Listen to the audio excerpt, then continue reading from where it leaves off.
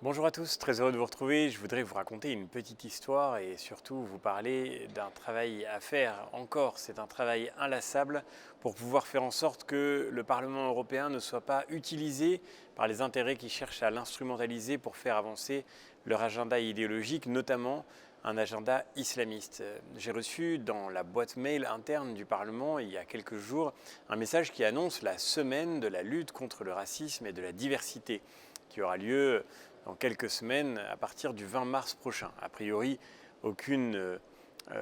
possibilité de s'opposer à un agenda qui paraît aussi vertueux. Mais j'ai été surpris de voir en regardant de plus près que sur l'affiche de cet événement figurait parmi les principaux financeurs une association bien connue qui s'appelle ENAR, European Network Against Racism. Cette association, qui a été longtemps pilotée par un directeur qui a reconnu avoir été un membre des Frères musulmans,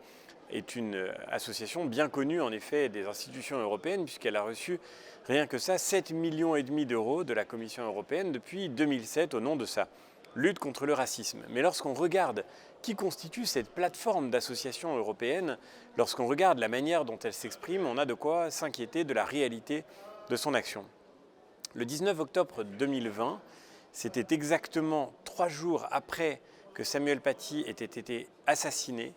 l'association ENAR a publié un communiqué qui soutenait le collectif contre l'islamophobie en France. Le CCIF avait en effet été ciblé par une mesure de dissolution par le gouvernement français,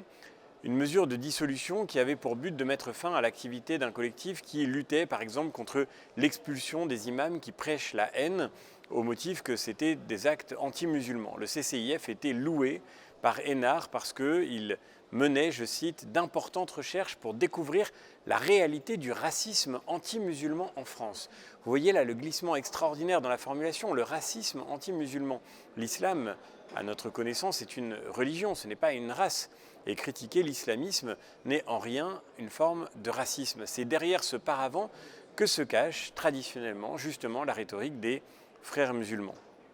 L'ENAR concluait que la dissolution du CCIF était bien la preuve du, je cite, racisme structurel ciblant des civils qui caractérisait la France. La France est en effet l'une des victimes permanentes des attaques d'ENAR, qui a par exemple contesté de manière très radicale la loi séparatisme, ou bien qui a vivement attaqué les critiques que nous avions adressées à l'association Fémiso. Vous vous souvenez de cette association qui promeut notamment le port du voile, et c'est avec Fémiso qu'avaient été conçues ces campagnes de publicité de la Commission européenne qui disaient qu'il fallait, pour apporter de la joie, accepter le hijab. Critiquer Fémiso serait raciste, critiquer ceux qui promeuvent le voile. Mais alors que répondrons-nous, encore une fois, je ne cesse de le répéter, que répondrons-nous aux femmes iraniennes qui aujourd'hui encore, au moment où nous nous parlons, sont toujours victimes d'une répression terrible de la part du régime iranien pour leur volonté de liberté et l'expression de ce désir d'indépendance à l'égard des normes islamistes qui aujourd'hui pèsent sur elles. Le communiqué qui critiquait nos reproches à l'égard de Fémiso était signé cette fois-ci par toute une panoplie d'associations qui font partie de l'ENAR, par exemple l'Alliance citoyenne, qui est, vous le savez peut-être, l'association qui milite pour le burkini dans les piscines de Grenoble, ou bien le CCIE qui tient aux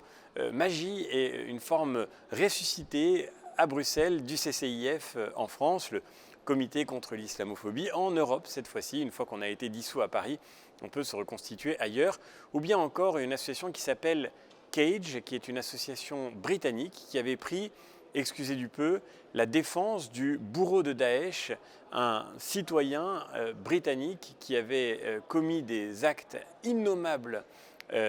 avec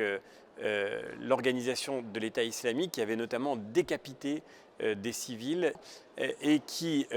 expliquait, l'association CAGE, que la radicalisation de ce bourreau de Daesh était en réalité la faute de la politique britannique elle-même, et oui, dans les pays musulmans, et la faute aussi de ces, je cite, politiques intérieures étouffantes pour les citoyens britanniques musulmans.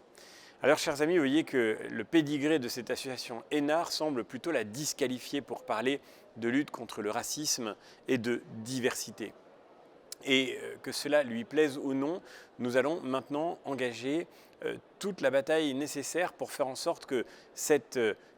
volonté de continuer d'irriguer nos institutions de manière détournée cesse enfin de manière définitive. Nous voulons, oui, défendre notre modèle de société, nous voulons défendre nos démocraties, nous voulons défendre notre civilisation, nous voulons défendre notre sens de la diversité et du pluralisme, et nous ne voulons pas de cet agenda étouffant, réellement étouffant, que l'on voudrait nous imposer derrière les belles intentions affichées. C'est la raison pour laquelle nous allons évidemment, d'abord au sein de notre groupe, qu'il faut commencer par alerter, puis au sein du Parlement, faire en sorte que toute complicité avec cette plateforme cesse enfin pour toujours. Merci beaucoup et à très bientôt.